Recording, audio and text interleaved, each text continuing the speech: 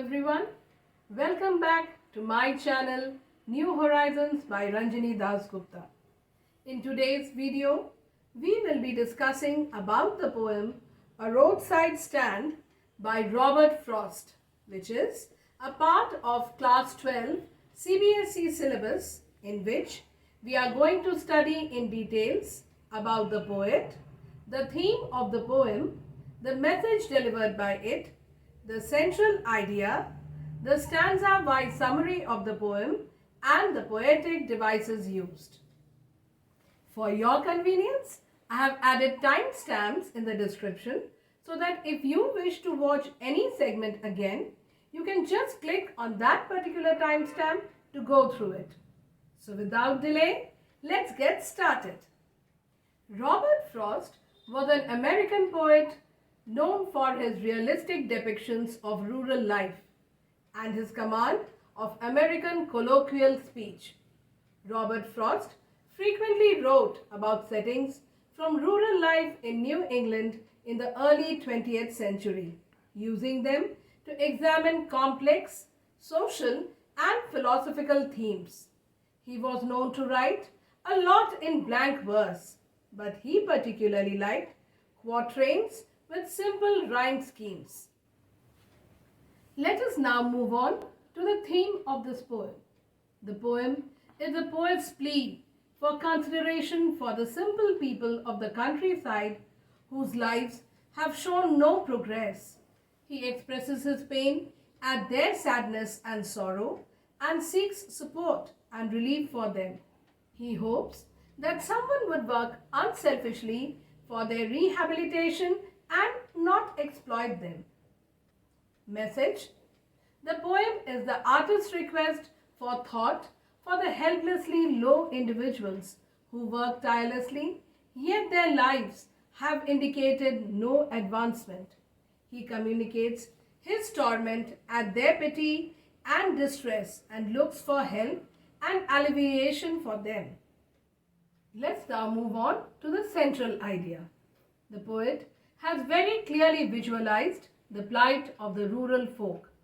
The city folks who drive through the countryside hardly pay any heed to the roadside stand or the people who run it.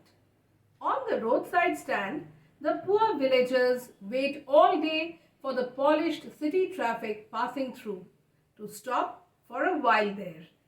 They put good quality consumables on sale for them, but hardly any out of 1,000 selfish cars stop there. The sadness of the trusting sorrow lurks on their faces. They feel their childish longing going in vain. The city people don't have a spirit of cooperating and raising the lot of the poor people. On the other hand, they look for their calculated benefits. Still, the poet hopes that the city people will take the poor villagers out of their pain by helping them. Let us now move on with the stanza-wise summary of the poem. Stanza 1. The little old house was out with a little new shed. In front, at the edge of the road where the traffic sped. A roadside stand that too pathetically pled, it would not be fair to say for a dole of bread. But for some of the money, the cash whose flow supports the flower of cities from sinking and withering faint, the polished traffic passed with a mind ahead, or if ever aside a moment, then out of sorts at having the landscape marred with the artless paint.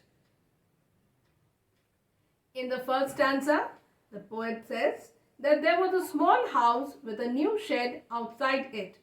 The road was busy with cars and other vehicles moving here and there.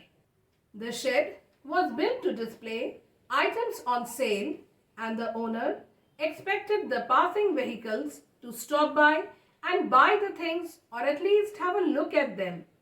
The condition of the shed aroused one's pity because it displayed the sad feelings of the owner who was desperate to earn some money. They did not seek any favor or piece of bread from the city people, but just wanted some money because the flow of money helps everyone in leading a better life. The cars that sped by never noticed the shed as they were busy thinking about their destinations. If by chance they did stop at the shed, they just complained that the shabby paint of the huts and sheds there had spoiled the beauty of the landscape. Stanza 2. Of signs that with N turned wrong and S turned wrong, offered for sale wild berries in wooden quads, or crooked-necked golden squash with silver warts, or beauty rest in a beautiful mountain scene. You have the money, but if you want to be mean, why keep your money this crossly and go along? The hurt to the scenery wouldn't be my complaint. In stanza 2, the poet says that as the people living in these sheds were poor, the surroundings were not all maintained. The signboards indicating the north and south were painted in the wrong directions. The shed had farm produce on sale, like wild berries, golden squash fruits with silver-colored marks on it, kept in wooden baskets. The place was beautiful and people could stop there and enjoy the mountain scenery. If they had money, then they could buy some things from the shed. But if they were selfish and mean, they would keep the money with themselves and not stop there. The poet says that he did not complain that the sheds had spoiled the scenery of the place. Stanza 3.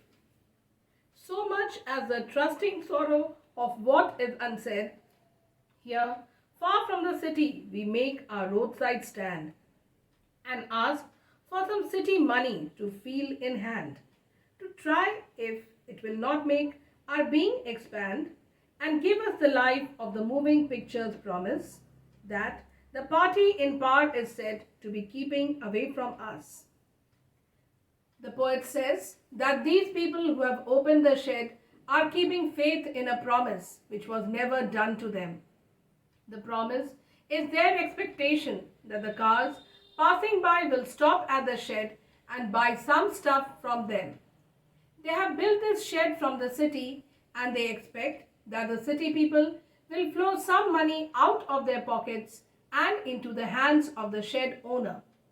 The shed owner wants to feel the money in his hands, just like they see in pictures that the one who works hard achieves quick success and money.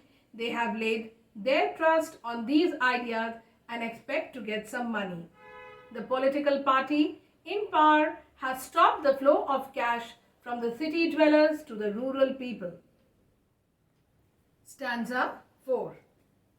It is in the news that all these pitiful kin are to be bought out and mercifully gathered in, to live in villages next to the theatre and the store, where they won't have to think for themselves any more, while greedy good doers, beneficent beasts of prey, swarm over their lives, enforcing benefits that are calculated to suit them out of their wits. And by teaching them how to sleep, they sleep all day, destroy their sleeping at night the ancient way. In stanza 4, the poet informs that it is in the news that soon all the sheds and huts will be bought by the government and these people will be relocated to the villages. Near their houses, there will be movie theatres and grocery stores.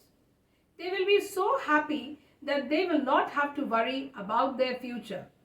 The rich people and the politicians are described as greedy good doers and beneficent beasts because they show that they are helping the poor shed owners, but in reality, nothing like that is done.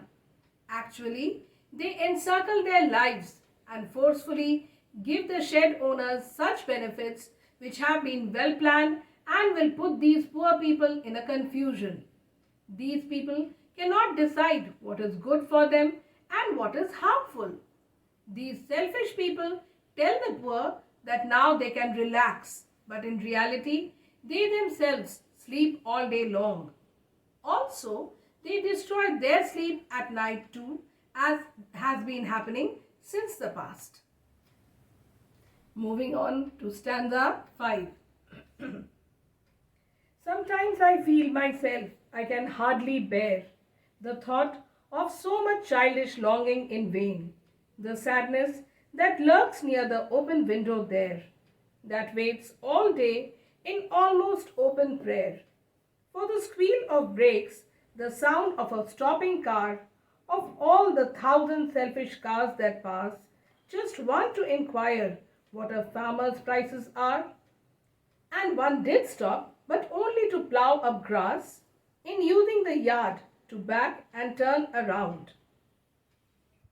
In stanza 5, the poet says that the kiddish desire in the hearts of these shed owners is useless. He cannot tolerate their sadness, which they go through when they open the window of the shed, waiting for a car to stop and buy something. They wait there the whole day, and it seems that they pray for the vehicles to stop on the brakes and stop at their shade. There are many cars carrying selfish people, but hopefully some may stop by just to ask the prices of the produce grown by the farmers there. One car did stop, but just to disturb the grass when they reverse the car and turn around. Stanza 6. And another to ask the way to where it was bound, and another to ask could they sell it a gallon of gas? They couldn't. This Crossley, they had none, didn't it see? No, in country money, the country scale of gain, the requisite lift of spirit has never been found. Or so the voice of the country seems to complain. I can't help owning the great relief it would be to put these people at one stroke out of their pain. And then, next day as I come back into the sane, I wonder how I should like you to come to me and offer to put me gently out of my pain. In the concluding lines of the poem, the poet says that some people stop by to ask directions of their destinations. Some cars stop by to buy fuel for their cars. The poet gets annoyed and says that they do not have any idea that these poor people cannot afford to sell fuel.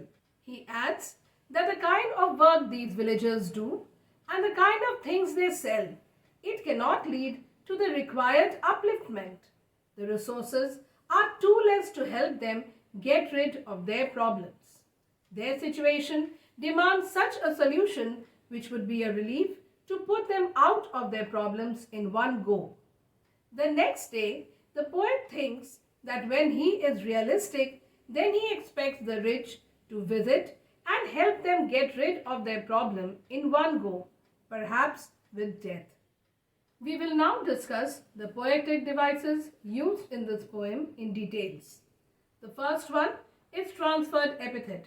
This means a figure of speech in which the syntactic relationship between two terms is interchanged. Example, polished traffic, selfish cars. The second poetic device is metaphor, which is a figure that directly refers to one thing by mentioning another. Example, trusting sorrow.